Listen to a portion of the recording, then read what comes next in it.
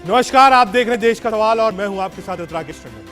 विपक्षी एकता की चाहे कितनी भी बात करें, केजरीवाल, ममता, अखिलेश, कांग्रेस को कितना भी कोस लें, लेकिन हकीकत है कि बिना कांग्रेस विपक्ष की बात संभव हो ही नहीं सकती। कुछ महीने पहले ममता बनर्जी कांग्रेस और राहुल को तेवर दिखा रही थी। कर्नाटक में जीत के बाद स्वर बदल गए। केजरीवाल भी कई मोर्चों पर कांग्रेस को नुकसान पहुंचा चुके, लेकिन अब स्थिति यह बन चुकी है कि केजरीवाल को अध्यादेश खिलाफ में कांग्रेस का साथ चाहिए, क्योंकि कांग्रेस के समर्थन के बिना केजरीवाल संसद में कुछ नहीं कर पाए।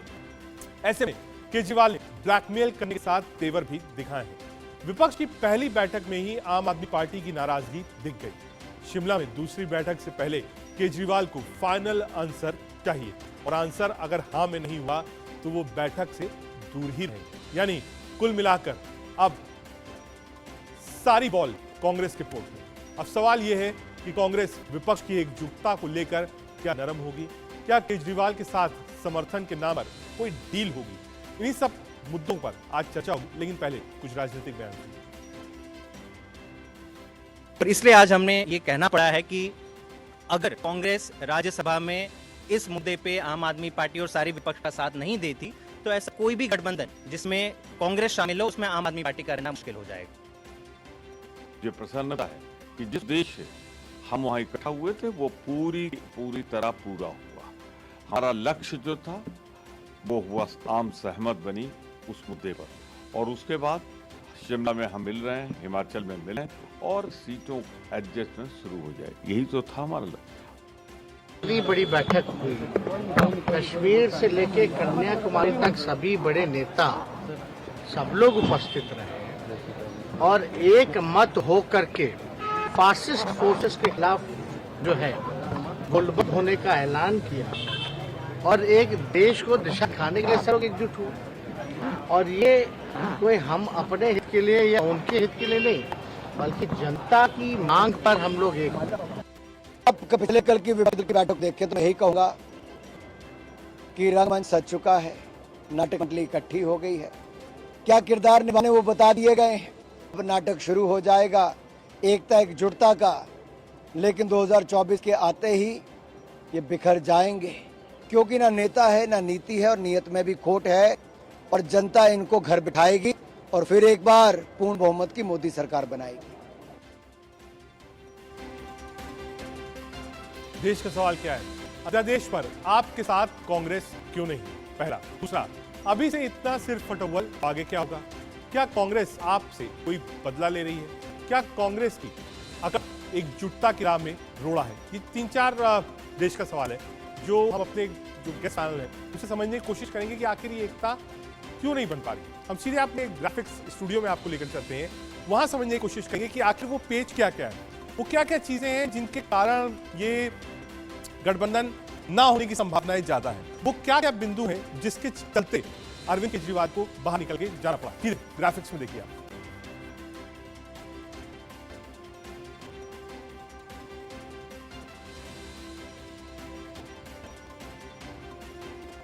पहला, कांग्रेस आपका झगड़ा क्या है? दिल्ली में आपने कांग्रेस को शिखर से शून्य पर पहुंचाया।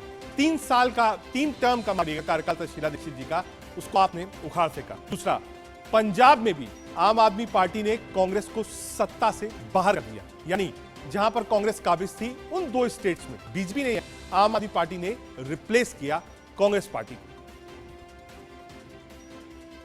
तीसरा बिंदु क्या है?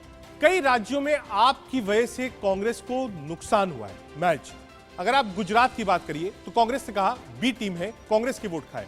कांग्रेस के खिलाफ आंदोलन से ही आप बनी, यानी जो मूलभूत जन्म है आपका वो शीला सरकार और यूपीए 2 के खिलाफ था, जो अन्ना आंदोलन था, वहीं से आम आदमी पार्टी जन्मी थी। इसलिए पुराने कांग्रेसी इस बात को भूल नहीं पा रहे।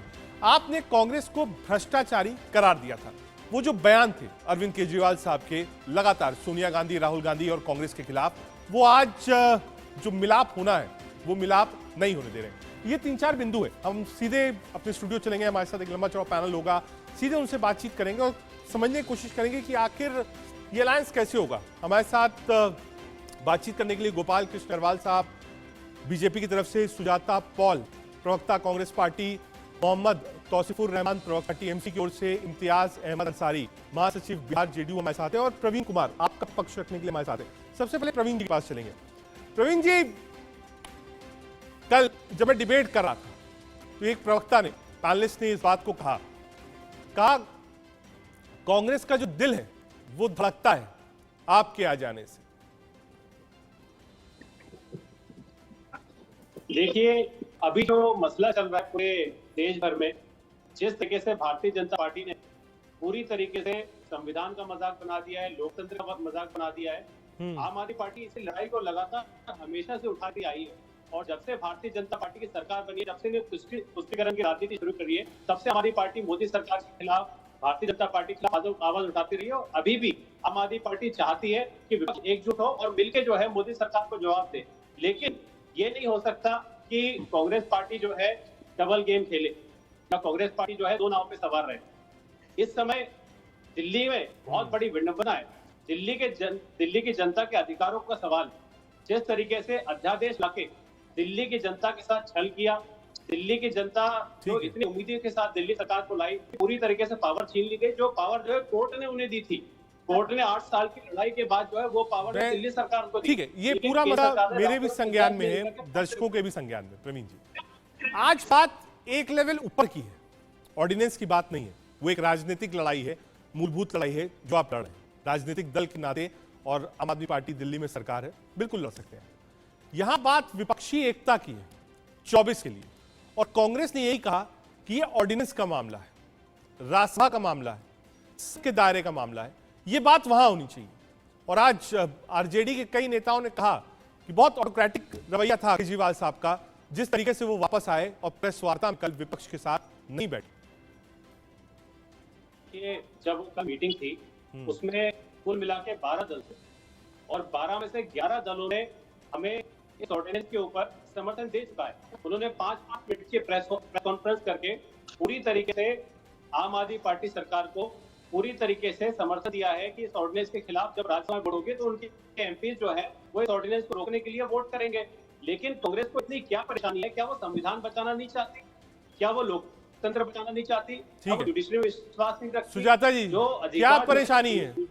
विपक्षी एकता जो टूट रही है वो केजरीवाल साहब के कांग्रेस की वजह से टूट रही है। आप साथ नहीं देंगे, आप मिलने का समय भी नहीं देंगे, ऑर्डिनेंस पर हाँ और ना में जवाब भी नहीं देंगे, तो कैसे ये विपक्ष की गाड़ी आगे चलेगी? सुजाता जी, देखिए, जहां तक विपक्ष की एकता की बात है उसके लिए पूरी पुरजोर कोशिश करी जा रही है, और कांग्रेस पार्टी के बिना कोई विपक्ष की एकता नहीं हो सकती है, ये आप खुद मानते हैं। लेकिन अभी देखिए, आम आदमी पार्टी के प्रवक्ता ने भी इस बात को कहा कि इन्हें 11 दलों का समर्थन था और कांग्रेस ने अपना रुख साफ नहीं किया। तो भाई हम समय लेकर अपना रुख भी आपको बताएंगे, लेकिन आप ये भी तो बताओ कि आपके ऊपर विश्वास कैसे किया जाए, क्योंकि जहां जहां कांग्रेस मजबूत होती है वहां वहां वोट कटर का काम इन्होंने कई बार किया है, कई बार धोखा भी दिया है। लेकिन उन सब चीजों को इस वक्त हम पीछे रख सकते हैं। लेकिन मैं इनसे जानना चाहती हूँ कि जब 11 दलों ने इन्हें समर्थन दिया तो उनका ही सम्मान करते हुए कल की प्रेस कॉन्फ्रेंस में इन्होंने प्रतिभाग क्यों नहीं किया?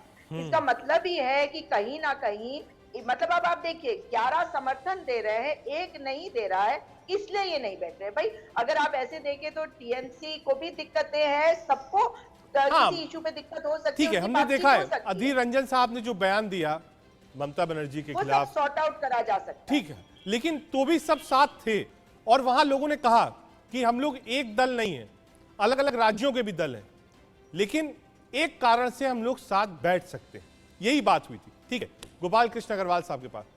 अग्रवाल साहब, ये जो एकता है, कल अच्छी तस्वीर दिखी, और नीतीश बाबू ने क्लेम भी किया कि साहब इतने सारे दल आए, और एक मसौदा ये हुआ कि अगली बैठक शिमला में होगी। इस बात पर सभी दल राजी थे कि हम एक साथ लड़ेंगे और बीजेपी से ही लड़ेंगे, आपस में नहीं लड़ेंगे। देखिए, मैं एक ही बात कहना चाहता हूं कि अमित शाह जी ने कल क्या कहा, हाँ। फोटो अपॉर्चुनिटी, आपने भी क्या किया, कहा कि बहुत अच्छी फोटो आई, तो वो फोटो अपॉर्चुनिटी थी। हाथ पकड़ के पीछे और पीछे एक दूसरे के पीठ में चाकू घोंपने की तैयारी करने वाले ये दल है। कल ही सब सामने आ गया इनका बदल। आज ये क्या कह रहे हैं, कांग्रेस अपनी राग अलाप रहे हैं और ये जो आप पार्टी के अपनी राग अलाप रहे हैं। वहां पे क्या बातें हो रही, लालू यादव जी कह रहे हैं कि राहुल गांधी तुम शादी कर लो जल्दी, हम सब बारात में चलेंगे।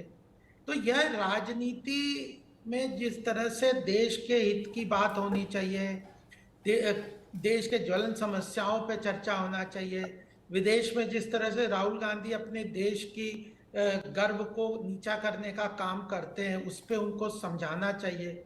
ये केवल व्यक्तिवादी राजनीति है, पार्टी के परिवारवाद की राजनीति है, मोदी हटाओ की राजनीति है, एक दूसरे के पीठ में छुरा घोंपो उसकी राजनीति है, हंसी मजाक खाना पीना, ये कोई राजनीतिक तरीके से परिपक्वता है क्या?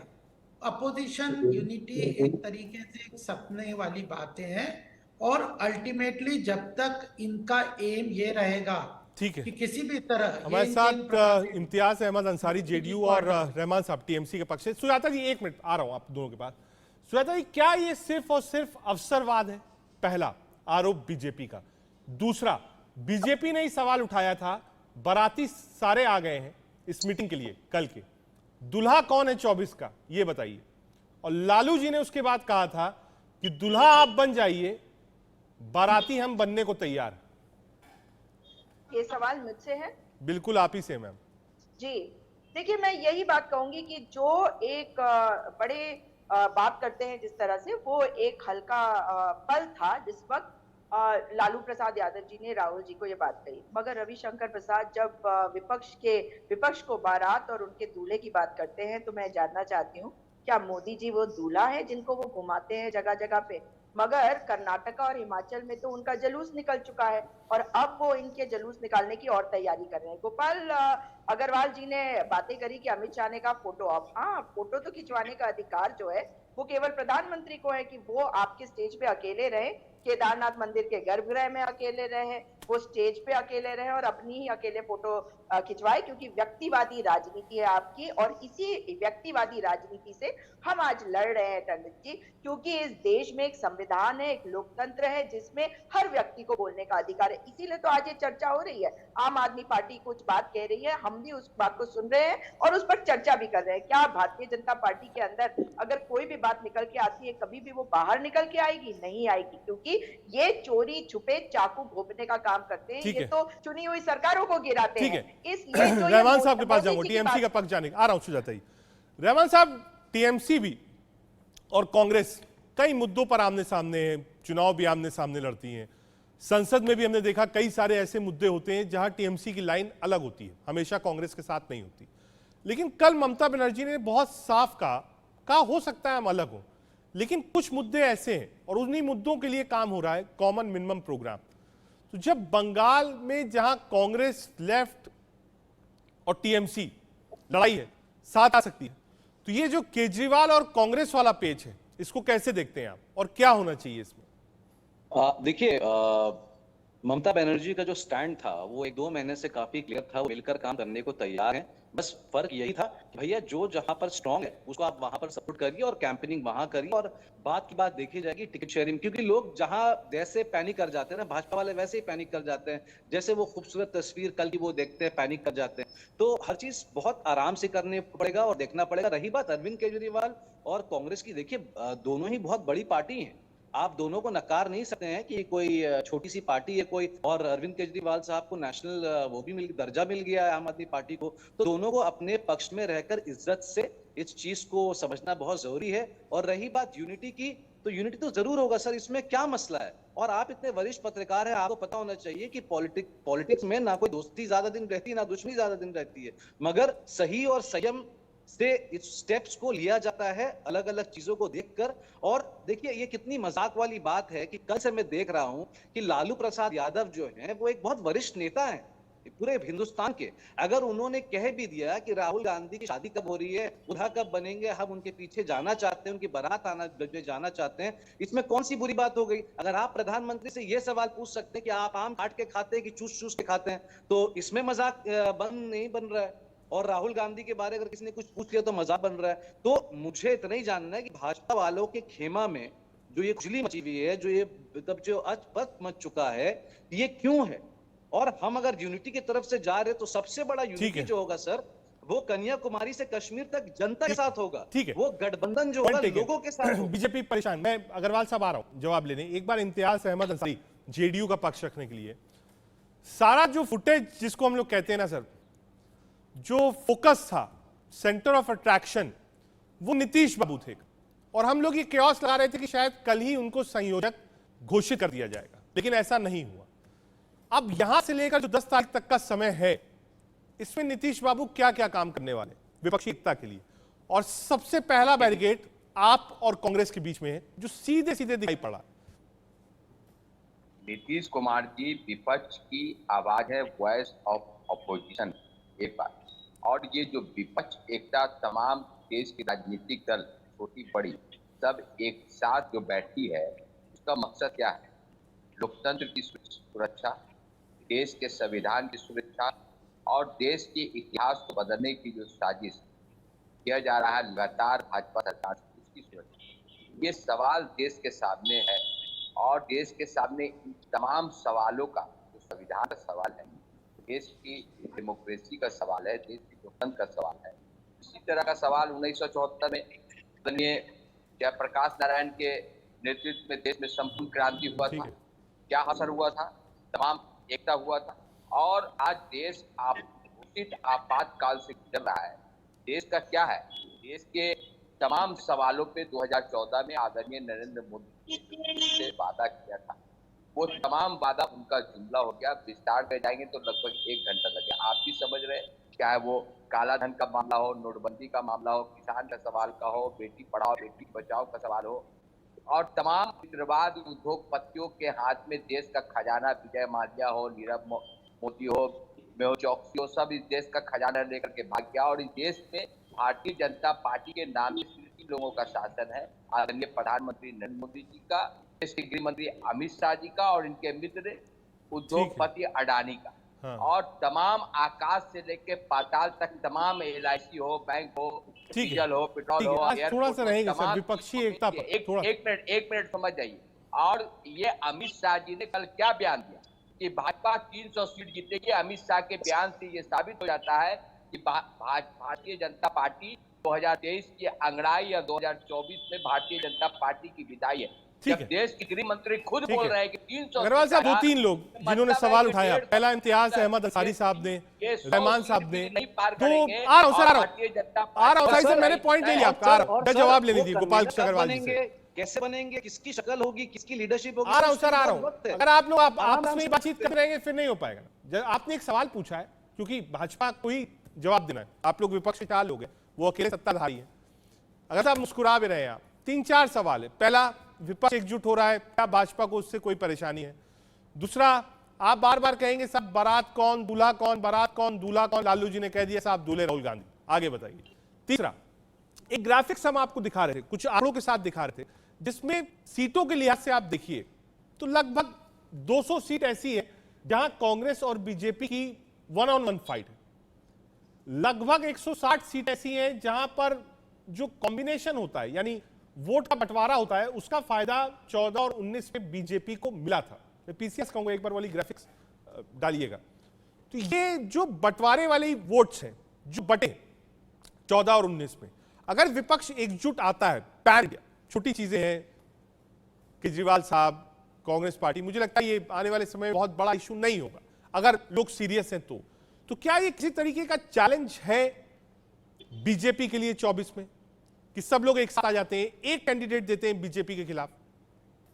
ठीक है, आपने एक एनालिसिस बताया। पिछली बार हमारी 303 सीटें थी, 160 लगभग ऐसी सीट है जिसपे हम दूसरे नंबर पे कहीं ना कहीं थे। हाँ। और हमारे पास वोटों का अंतर बहुत कम था, ऐसे एनालिसिस है। तो आप जो ये कह रहे हैं वोटर का कि अगर 160 सीटें ऐसी हैं जहां पे ये अगर मिल जाते हैं तो वो इनके वोट बढ़ जाते हैं, आप ये वोटों को क्या ऐसा समझते हैं कि 2+2 4 की तरह वोट होता है? अगर कोई व्यक्ति उत्तर प्रदेश में किसी जगह एसपी को वोट देने को इच्छा है उसकी, और वहां पे एसपी का कैंडिडेट नहीं है, तो वो क्या कांग्रेस आए तो वो कांग्रेस को दे देगा, उसका सेकंड प्रेफरेंस बीजेपी का होगा। तो ये जो इतना मैथमेटिकल कैलकुलेशंस की तरह चलते हैं, इस तरह से न वोट प्रेफरेंस से वोट देता है। वोटर के पास कई तरह के समीकरण होते हैं, सोचें, ऐसे वोट ट्रांसफरेबल नहीं होते, पहली सबसे बड़ी बात। दूसरी बात यह है कि भाजपा का आप एनालिसिस करके देखेंगे तो बहुत सारी सीटें हैं जिन पे हमने 50% से ज्यादा का वोट लिया है, और हम लोग और भी बहुत सारी सीटों पे पूरी तरह से पन्ना प्रमुख से लेके प्रदेश से लेके केंद्रीय नेतृत्व के साथ इस स्ट्रक्चर को, शक्ति केंद्र, मेरा बूथ सबसे मजबूत, इन सब के अनुसार पूरा ऑर्गेनाइज तरीके से, सिस्टमेटिक तरीके से जनता के साथ संवाद स्थापित करके, उनके इश्यूज को समझ के काम करके हम 50% वोट से ज्यादा पॉलिटिकल बात आपने कही है गोपाल कृष्ण अग्रवाल जी। देखिए तीनों बात, तीसरी बात यह है कि अब पहले मैंने बताया कि बहुत सारी सीटें सेकंड प्रेफरेंस में हम हैं, तो ये नहीं है कि थर्ड को मिल जाएगा। और दूसरी बात कि हम 50% से ज्यादा के लिए टारगेट कर रहे हैं बहुत सारी सीटों में, जिससे कारण हम कह रहे हैं कि हम जीतेंगे। और तीसरी बात ये कि अपोजिशन में तो अभी से डिफरेंसेस आ रहे हैं, तो वो यूनिटी केवल फोटो अपॉर्चुनिटी है, यूनिटी नहीं है बेसिकली। आ रहा हूं, अंसारी साहब आ रहा हूं, छुरा घोपने के लिए तैयार। ठीक है, मैंने ले लिया पॉइंट। एक बार सुजाता जी के पास। सुजाता जी, गोपाल कृष्ण अग्रवाल जी ने एक पॉलिटिकल बात बड़ी कही है अपने इस वक्तव्य में, दूसरी बार जो बोला, उन्होंने कहा कि मान लीजिए अलायंसेस हो भी जाए, लेकिन वोट ट्रांसफर हो इसकी जिम्मेदारी कौन लेगा? और अमूमन ऐसा होता नहीं। आप उसका बड़ा उदाहरण है कि कांग्रेस और सपा वाला विधानसभा एक साथ लड़े, यूपी के लड़के नारा दिया गया, दोनों को लॉसेस हुआ, कांग्रेस की सीटें और वोट बैंक दोनों कम हो गए। अब देखिए, कांग्रेस लेफ्ट के साथ गई चुनाव लड़ने बंगाल में, कांग्रेस को नुकसान उठाना पड़ा। इस वक्त जो हम डिसाइड करेंगे वो आपके सामने आ जाएगा। हिमाचल प्रदेश की मीटिंग के लिए रुकिए, मगर ये जो छुरा घोपने वगैरह वाली बातें ये कर रहे हैं ना, गोपाल कृष्ण अग्रवाल जी पक्का आरएसएस से संबंधित होंगे, क्योंकि इनका काम है ये छुरा बुरा घोपने का। क्योंकि जब हम बात कर रहे हैं, जब सुन लीजिए, आपने बोला तो आपको सुनना भी तो पड़ेगा भाई, छुरा घोपने की बात पहले आपने कही।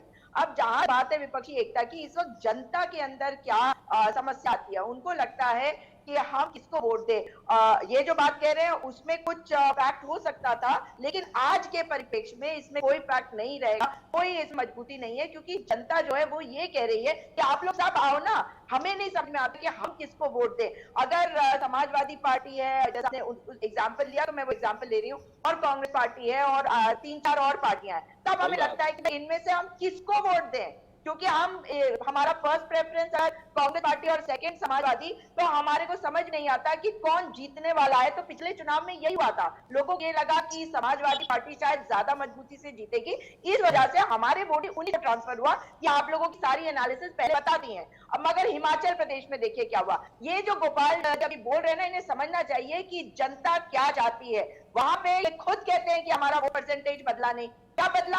बदला ये कि लोगों की सोच जो है वो बदल चुकी है, इनके प्रति जो भावना थी वो बदल। तो ये दोनों चीज का कॉम्बिनेशन होगा, और जिस तरीके से इस वक्त विपक्ष आगे आ रहा है, जनता चाहती है और जनता के लिए ही ये विपक्षी एकता है। टीएमसी आप हो जाता है। रहमान साहब, मैं चूंकि एक कॉमन मिनिमम प्रोग्राम की बात हुई है, दूसरी जो बात हुई है वो हुई है कि एक संयोजक बनाना है।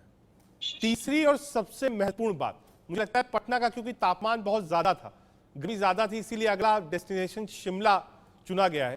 क्योंकि सबसे ज्यादा तापमान तब बढ़ता है जब सीटों को लेकर चर्चा शुरू होती है, इसीलिए मुझे लगता है शिमला रखा गया। वहां थोड़ा वादियां, थोड़ा एटमॉस्फेयर कूल रहेगा। सीटों को लेकर पॉलिटिकल पार्ट, सीटों को लेकर जी सर, सीटों को लेकर जो तालमेल है, हालांकि बहुत हाइपोथेटिकल सवाल होगा मेरा, लेकिन लोगों के दिल में ये सवाल है। मान लीजिए आप पश्चिम बंगाल और टीएमसी को रिप्रेजेंट कर रहे हैं इस समय डिबेट, अब कांग्रेस पार्टी और लेफ्ट दोनों सामने खड़ी, सिटिंग आपके हैं। सिटिंग गेटिंग का फॉर्मूला किसी भी पॉलिटिकल अलायंस में माने रखता है, सिटिंग गेटिंग। उस लिहाज में लेफ्ट कांग्रेस कहां खड़ी हो?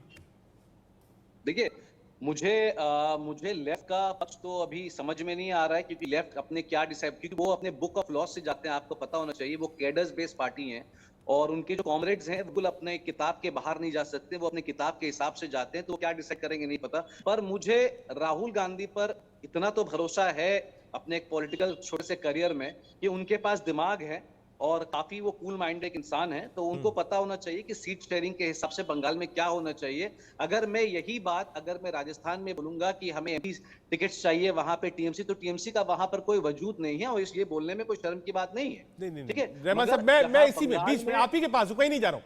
देखिए राजस्थान में आपके पास कुछ नहीं है जी, आप ये कह सकते हैं कि बिहार में एनसीपी कह सकती है कि तारिक भाई किसी जमाने में वहां से थे, एक सीट आप मांग सकते हैं। आप कह सकते हैं कि भाई टीएमसी के पास ललितेश है, वो विधायक रह चुके हैं, आप वो सीट मांग सकते हैं मिर्जापुर की, चंदौली की, अगल बगल की। राजस्थान तो आप बोलेंगे तो वो तो बात ही खत्म हो जाएगी कि नहीं साहब हमको एक सीट दे दी, बात खत्म हो जाएगी। मैं ये कह रहा हूं कि वहां पश्चिम बंगाल में तो कांग्रेस का ठीक ठाक गढ़ था, एमपीज भी ठीक ठाक थे, अभी भी है, तो वो तो कहेगी कि साहब आप ये लास्ट वाला इलेक्शन निकालिए जिसमें हमारी इतनी सीटें थी, इतनी सीटों से कांग्रेस पार्टी शुरू करेगी, तो उसका जवाब क्या होगा? देखिए मैं तो बीजेपी का कोई कैडर या वॉलंटियर हूं नहीं कि किसी को भी नकार दूं और किसी को बहुत ग्रे नजर से देखूं। देखिए यहाँ पर अभी कांग्रेस का कोई सीट या कोई ऐसा डायमेंशन बंगाल में नहीं है, मगर फिर भी कांग्रेस पास अपनी एक पॉकेट है बंगाल में जो इज्जत उसको करनी पड़ेगी, आपको उसको रिस्पेक्ट करनी पड़ेगी। और ही बात सीट शेयरिंग की, देखिए सर ये कोई बर्थडे पार्टी नहीं चल रहा है, इलेक्शन का डायमेंशन है। जैसे आप कह रहे थे कि ये हो सकता है और ये नहीं हो सकता है, और मेरे भाजपा के प्रवक्ता भी यही समझा रहे थे कि हम सेकंड पोजीशन में रहेंगे, फर्स्ट पोजीशन में रहेंगे। ये डायमेंशन समझना जरूरी है। और क्या ये डायमेंशन हम पब्लिक को नहीं समझा सकते? अगर पब्लिक देख रही है कि 17 दलों की पार्टी पटना में बैठकर एकजुट होकर अपने फ्यूचर के बारे में बात करी, तो क्या ये अपने फ्यूचर के बारे में बात कर रहे हैं? पब्लिक को ये डायमेंशन समझाना जरूरी है कि भाई नरेंद्र मोदी के खिलाफ ये 17 दलों की पार्टी पटना में बैठकर क्या प्लानिंग कर रही है, डायमेंशन क्या है, 6 महीने में प्लानिंग क्या है, ये हम पब्लिक को पहुंचाने की पूरी चेष्टा करेंगे सर, और ये जाएगा ही जाएगा। कल की मीटिंग में सबसे बड़ा प्रोग्राम यही हुआ और डिस्कशन यही हुआ। मैं आपको खुलासा कर रहा हूं, कल की मीटिंग का सबसे पहला प्लानिंग यही था कि हमें पब्लिक को ये बताना है कि ये 17 दल की पार्टी अंडर वन अम्ब्रेला क्यों आई है और पब्लिक को क्या देना चाहती है, और पब्लिक इस 10 साल में किस तरीके से निराश हुआ है। पॉइंट ले लिया। एक बार प्रवीण कुमार, ठीक है रहमान साहब, आ रहा हूं, अंसारी साहब आ रहा हूं, एक बार प्रवीण जी के पास। प्रवीण जी सीटों की बात करते हैं, क्योंकि आज ऑर्डिनेंस पे बात होगी तो कल सीटों पर बात फंसेगी। जैसा कि आम आदमी पार्टी ने पहले कहा था कि हम कांग्रेस के लिए राजस्थान, मध्य प्रदेश और छत्तीसगढ़ छोड़ देंगे, लेकिन कांग्रेस भी पंजाब और दिल्ली छोड़ दे।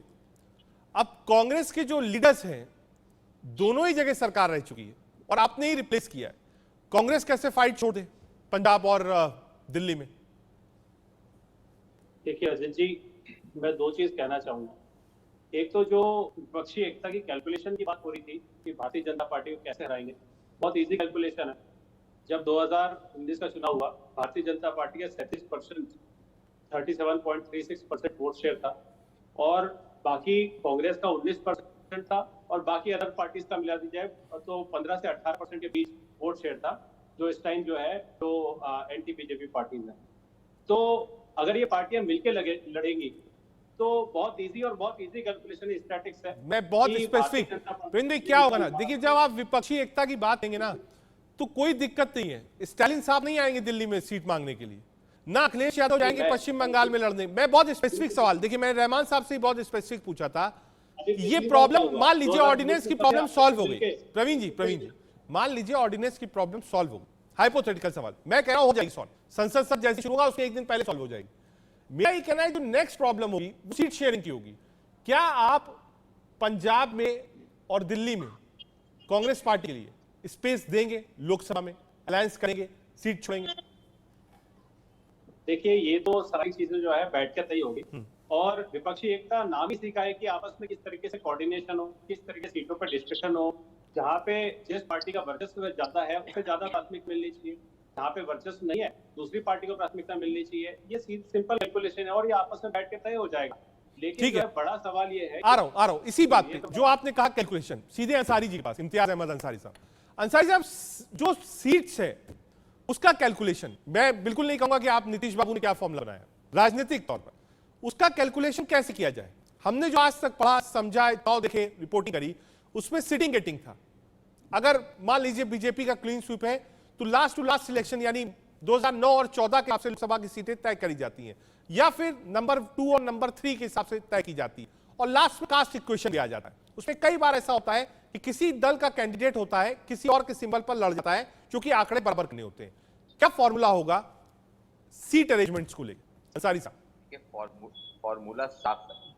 450 से लगभग ऊपर सीटों किया जा चुका है और उन चिन्हित सीटों पे भाजपा के उम्मीदवार के सामने विपक्ष का एक उम्मीदवार को खड़ा करना है। विपक्ष का कौन उम्मीदवार खड़ा होगा, हाँ। ये सब बात पे सब डिस्कशन हो चुका है और उस पे हो रहा है। दूसरी बैठक होगी, तमाम मामला जो है साफ हो जाएगा। बात है देश का सवाल है, देश के संविधान का सवाल है। तमाम राजनीतिक दल जब पटना की धरती पे बैठी है, बिहार की धरती जो है वो क्रांति की धरती है, यहाँ जब बैठती है लोग आए हैं, ये मन बना के आए हैं कि देश के संविधान, देश के लोकतंत्र, देश के इतिहास को बचाने के लिए हमको कुर्बानी देने की जरूरत है। हम आगे बढ़ के कुर्बानी देंगे। तमाम दल ये मन बना चुकी है कि हमको जहाँ त्याग देना होगा हम देंगे, लेकिन देश के इतिहास को, देश के संविधान को, देश के डेमोक्रेसी को हम नहीं बदलने देंगे। तो ये मामला साफ है। 450 सीट से ऊपर है, वो लगभग चिन्हित हो चुका है। अब हर राज्यों का अलग अलग है, सब क्षेत्रीय दल है, राष्ट्रीय दल है, वो बैठ के सुलझा लिया जाएगा। अपोजिशन का एक उम्मीदवार होगा, वो टीएमसी का हो, जेडीयू का हो, कांग्रेस का हो, वामपंथी का हो, शिवसेना का हो, तमाम दलों का जो उम्मीदवार होगा वो तमाम महागठबंधन का उम्मीदवार होगा। वो सब मामला तय है, यहाँ कहीं पे किंतु परंतु नहीं है। ये अब देश के सामने आपका कहना है कि लोग कॉम्प्रोमाइज करने के लिए तैयार हैं, एक दूसरे को स्पेस देने के लिए तैयार है। ठीक है, गोपाल कृष्ण अग्रवाल साहब, आप जो पैनल है उसमें लगभग 4 विपक्षी पार्टियों के नेता हैं। अमूमन जो बात कही थी आज सभी लोग उस पर कायम है कि आपसी राय अपनी जगह वो सॉल्व हो जाएगी, लेकिन विपक्ष एकजुट रहेगा, पहला। दूसरा, कोशिश यही है कि बीजेपी के कैंडिडेट के खिलाफ विपक्ष का साझा उम्मीदवार चुनाव लड़े। देखिए, मैं ये कहना चाहता हूं कि ये कह रहे हैं साझा क्या करेंगे, तो साझा उम्मीदवार खड़ा करने का पर्पस क्या है? मोदी जी को हराना है, तो मोदी जी को हराना है। अब ये कहते हैं कि वैचारिक बातों को देखें, कल ही से इनके आपस में क्या शुरू हो गए। अजय माकन ने क्या कहा, किसने, अभी कांग्रेस के प्रवक्ता क्या कर रहे हैं, आप वाले क्या कर रहे हैं, अरविंद केजरीवाल कह रहे हैं। तो ये डिफरेंसेस हैं। अब मैं ये नीतीश जी से पूछना चाहता हूं कि कल 25 जून है, इमरजेंसी का इतना काला अध्याय देश में कांग्रेस ने प्रजातंत्र को खत्म करने का किया था, जिसके खिलाफ इन्होंने भी संघर्ष किया था जयप्रकाश जी के समय में, और उस कांग्रेस से गले मिलेंगे ये। अरविंद केजरीवाल जिसने भ्रष्टाचार के लिए गालियां दी थी और भ्रष्टाचार में आज कुछ फंसे हुए हैं और कह रहे थे कि मैं जेल भिजवाऊंगा शरद पवार को, वो उनके साथ गले मिलके लड़ेंगे। तो सर आप भी तो सबसे मिल ही लेते हैं, जब जरूरत है आप भी तो मिल लेते हैं। जो रहमान साहब एक बार कंप्लीट करने दीजिए। रहमान साहब एक बार गोपाल कृष्ण अग्रवाल, क्योंकि 3-4 वक्ताओं ने अपने सवाल रखे हैं, अपने आरोप लगाए हैं पार्टियों की तरफ से। एक बार गोपाल कृष्ण अग्रवाल साहब को कंप्लीट करने दीजिए। रहमान साहब एक तरीके से हेमंत शर्मा को उठा के आ रहा हूं, एक मिनट गोपाल जी, आप अपनी बात पूरी करिए। आप जिसको चोर कहते हैं उसी चोर को अपने दल में लेके चीफ मिनिस्टर बना देते हैं, एमपी बना देते हैं, एमएलए बना देते हैं। आप लोग एक साथ बोलेंगे तो किसी का ऑडियंस जा पाएगा, इस बात को समझिए। वक्त सिर्फ और सिर्फ वक्त खराब होगा। देखिए क्या है, क्योंकि 4 लोग ऑपोजिशन के बैठे हैं, आप इस बात को समझिए। 4 लोगों ने अपनी अपनी बात कही और बीजेपी की तरफ से गोपाल कृष्ण अग्रवाल साहब है, तो आपकी बातों का ही वो जवाब दे रहे हैं। अगर आप अपने सवाल का जवाब नहीं लेना चाहते तो आप बीच में बोलने के लिए स्वतंत्र हैं। अग्रवाल साहब अपनी बात पूरी करिए, आ रहा हूं उसके बाद सुझाव दिया आपके पास। मैं ये कह रहा हूं कि ये जो आइडियोलॉजिकल डिफरेंसेस हैं, क्या प्रजातंत्र का हत्यारों के साथ नीतीश कुमार और उस गले मिलेंगे? भ्रष्टाचार के खिलाफ जब इन केजरीवाल नारे लगा के झंडे लेके घूमते थे और आज भ्रष्टाचारी सबसे ज्यादा उनकी पार्टी में, वो क्या शरद पवार के साथ गले मिलके लड़ेंगे? तो बात यह है कि ये बेसिक डिफरेंसेस जो हैं, वैचारिक रूप से और अंदरूनी गहराई से जो डिफरेंसेस हैं, उनको केवल इस बात के लिए खत्म कर देंगे, छुपा देंगे, कारपेट के नीचे डाल देंगे कि हमें इलेक्शन जीतना है, सत्ता में रहना है। तो अगर इतनी घटिया सोच के साथ ये प्रजातंत्र को देश में काम करेंगे तो कौन देश के लोग इनके साथ खड़े होंगे? केवल ठीक है, सुजाता जी आ रहा हूं। ठीक है, मैं पॉइंट ले लिया। प्रवीण जी के पास, प्रवीण जी ये एक मूलभूत बात है जो गोपाल कृष्ण अग्रवाल साहब, प्रवीण जी आप ही के पास आ रहा हूं, आप ही के पास जो बात गोपाल कृष्ण अग्रवाल साहब ने कही, जो दिल्ली की कांग्रेस आई है, जो दिल्ली के नेता है, वो भी इसी बात को कह रहे हैं। और सूत्रों से खबर यही थी कि कल कांग्रेस अध्यक्ष खड़गे साहब ने भी पॉइंट टू पॉइंट बताया उस मीटिंग में कि आम आदमी पार्टी ने किन किन लफ्जों का प्रयोग किया था कांग्रेस के बड़े नेता और कांग्रेस पार्टी के खिलाफ। आज वही चीज सामने खड़ी हुई है, तो क्या वो चीज पुरानी हो गई, उसको भुला देना चाहिए? मैं एक बात और कह रहा हूँ, वो केवल नीचे दबा देंगे, उसका पर्पस क्या है? केवल सत्ता पे आना या जनता की सेवा? ठीक है, और मूलभूत विचारधारा की है। प्रवीण जी आपने कह हाँ। देखिए, पूरी तरीके से भारतीय जनता पार्टी जब इनके दूसरी पार्टी के नेता को जब ज्वाइन कराती है, उस समय उसके सारे भ्रष्टाचार जो है इनके वॉशिंग मशीन में जाके शुद्ध हो जाते हैं। वो व्यक्ति जो है वो शुद्धता की तरफ जो है उसके डिटर्जेंट के पूरी तरीके से नया बन जाता है। हेमंत बिश्व शर्मा इतना बड़ा जो है स्कैंडल कर दिया इनके खुद ने। पार्टी ज्वाइन कराना और पार्टियों को फर्क है। मुख्यमंत्री बना दिया, अरे मुख्य ज्वाइन नहीं कराए, मुख्यमंत्री बना दिया आपने हेमंत बिश्व शर्मा को। मुकुल रॉय आपकी पार्टी के नेता है, शरद पवार प्रधानमंत्री के ला रहे हैं, नीतीश जी को लाएंगे, पवार जी को लाएंगे, अरविंद केजरीवाल को लाएंगे, राहुल गांधी को लाएंगे, ममता जी को लाएंगे, किस लाएंगे? वहाँ ईडी नहीं भेजी, वो नाज होकर बिल्कुल पूरी तरह भारतीय जनता पार्टी का व्यक्ति है तो उसके खिलाफ कोई कार्रवाई नहीं होगी। भारतीय जनता पार्टी का ऐसा दोहरा रवैया पूरा देश देख रहा है और पूरी तरीके से देश जो है इनके खिलाफ जो है पूरी तरीके से दोहरे रवैये के खिलाफ है और देश देख रहा है किस तरीके से भारतीय जनता पार्टी लगातार जो है इनके नेताओं को बचाती आ रही है और विपक्ष को किस तरीके से बुरे इल्जाम लगा के, गलत इल्जाम लगा के किस तरह जेल में डालने की कोशिश कर रही है। ये चाहते हैं कि 2024 का इलेक्शन जो है ऐसी पिच तैयार हो जिसमें जो है नरेंद्र मोदी जी बैटिंग करें, अमित शाह जी बॉलिंग करें, इनके सारे एमपी जो है फील्डिंग करें ताकि कोई विपक्ष बचे ही ना, सिर्फ और सिर्फ जो है। ठीक है, आता हूं एक बार सुजाता जी के पास। सुजाता जी, सीट शेयरिंग को लेकर मैंने आपसे सवाल पूछा, अब सेकंड आ गया बात विचारधारा की। जो लड़ाई है वो तो सामने है। अब आप अधीरदास से कहेंगे कि साहब आप ममता बनर्जी के साथ खड़ी हो जाए, तो दादा नहीं खड़े हो पाएंगे। आप रात भर दादा को समझाइए, दादा नहीं मानेंगे, क्योंकि वो लड़ाई शुरू से चली आई है। पूरी बात समझिएगा।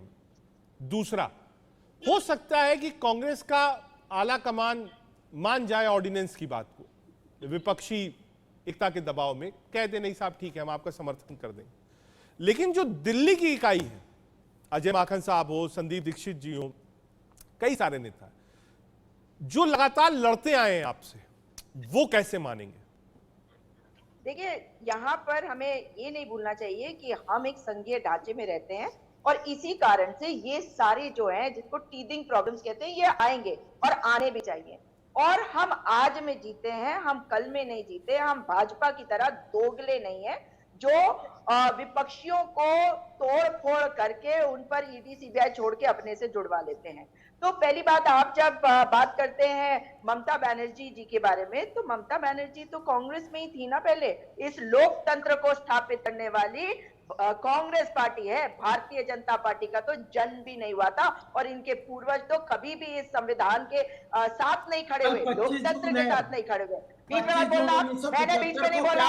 अग्रवाल जी चुप रहिए, बीच में मत बोलना। तो देखिए, जहां तक बात है देश में, तो लोकतंत्र हमने स्थापित किया था और उसी लोकतंत्र के तहत कई पार्टियां हैं आज पूरे देश में। वो भाजपा की देन नहीं, वो कांग्रेस की देन है और कांग्रेस हर एक का सम्मान करती, कभी नहीं कहती कि भाई इन्होंने हमें छोड़कर दूसरी पार्टी बनाई। हमें तो खुशी होती है कि भाई क्योंकि हमारा लोकतंत्र एक ऐसा लोकतंत्र है जहां लोग और खास करके हर समाज के हर क्षेत्र के लोगों को आगे लाने के क्षेत्रीय दलों का अपना एक रोल होता है। उसमें हाँ, वोट विभाजित हुए हैं और उसी की तरफ आज हमारा जो कदम बढ़ा है, अगर आप देखेंगे तो स्ट्रैटेजिकली वो हो रहा है। और जहां तक बात है कि ये जो जिस तरह की बातें बता रहे हैं, आज तो आपातकाल लगा हुआ है। अरे इंदिरा गांधी जी के पास इतनी हिम्मत थी कि उन्होंने इमरजेंसी घोषित किया था। आप लोगों को तो शर्म आनी चाहिए, क्योंकि आप लोग एक व्यक्ति की पूजा कर रहे हैं। तमीज से रहिए, चुप रहिए और बीच में बोलिए।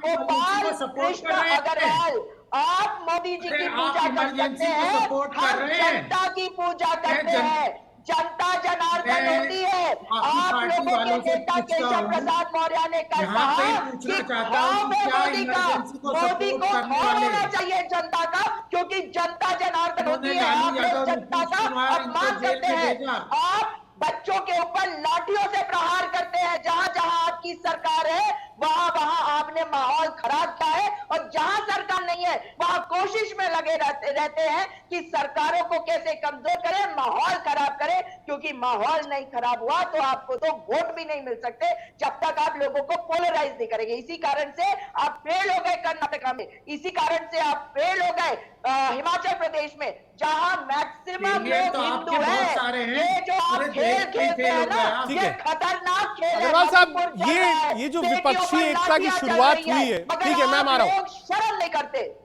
अग्रवाल साहब, आपको लगता है वो जो कर्नाटक इलेक्शंस था और उसका जो रिजल्ट था, उसने एक मोरल बूस्टर का काम किया है कांग्रेस पार्टी के लिए? देखिए, मोरल बूस्ट की बात, और अगर आप यही कहते हो तो हम लोग तो किसी भी इलेक्शन से बहुत शिक्षा लेते हैं।